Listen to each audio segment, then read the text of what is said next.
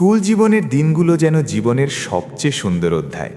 সেই দিনগুলোতে ছিল না কোনো দায়িত্বের চাপ, ছিল শুধু বই, খাতা, বন্ধু আর নীরব এক ভালোবাসা। দশম শ্রেণীর ছাত্র রাফি প্রতিদিন স্কুলে যেত খুব সাধারণ মন নিয়ে, কিন্তু তার চোখ খুঁজত একজনকেই, নীলা। নীলা ছিল ক্লাসের সবচেয়ে শান্ত মেয়েটি। বেশি কথা বলতো না, কিন্তু তার হাসিটা ছিল ভীষণ মায়াবী। জানালার পাশে বসে সে যখন খাতায় কিছু লিখত, রাফির মনে হতো সময় যেন থেমে গেছে।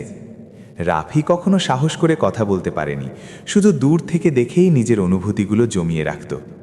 স্কুলের টিফিন টাইম ছিল রাফির সবচেয়ে প্রিয় সময়, কারণ তখন নীলা তার বান্ধবীদের সঙ্গে মাঠের এক কোণে বসত। রাফি বন্ধুদের সঙ্গে খেলতে খেলতে মাঝে মধ্যে তাকিয়ে দেখত নীলা তাকাচ্ছে কিনা। চোখাচোখি হলে দুজনেই দ্রুত চোখ সরিয়ে নিত, কিন্তু সেই এক মুহূর্তেই হৃদয় কেঁপে উঠত। বার্ষিক পরীক্ষার সময় রাফি খুব অসুস্থ হয়ে পড়েছিল। কয়েকদিন স্কুলে যেতে পারেনি।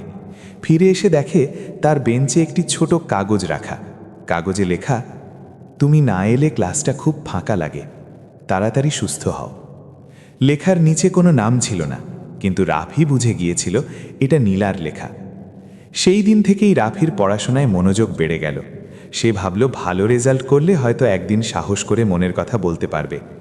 নীলা মাঝে মাঝে নোট শেয়ার করত, প্রয়োজন হলে সাহায্য করত। দুজনের মধ্যে কথা বাড়তে লাগলো, বন্ধুত্ব তৈরি হলো। স্কুলের শেষ দিন এলো দ্রুত। বিদায়ের সময় সবাই কান্নায় ভেঙে পড়েছিল। রাফি বুঝল আজ না বললে আর কখনো বলা হবে না। সাহস করে নীলার কাছে গিয়ে বলল, আমি তোমাকে অনেক দিন ধরে ভালোবাসি। নীলা একটু চুপ করে থেকে হালকা হেসে বলল, আমি জানতাম স্কুল লাইফের এই অনুভূতিটাই সবচেয়ে সুন্দর।